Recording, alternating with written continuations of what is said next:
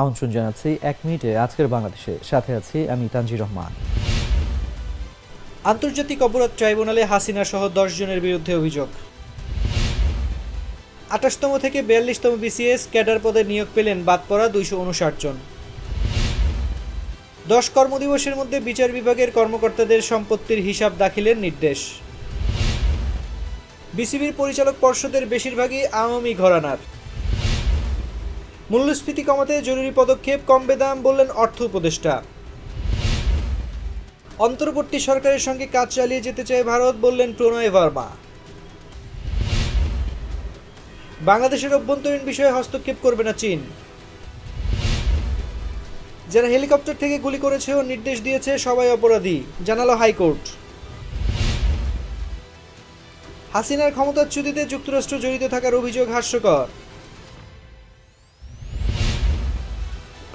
Reserve সংকট রাতারাতি সমাধান হবে না বললেন গভর্নর।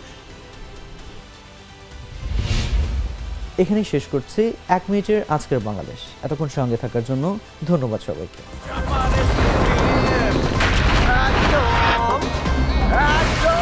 শপথ ভাই তোমার মামা। এত খাও চাপার জোর পাড়াও।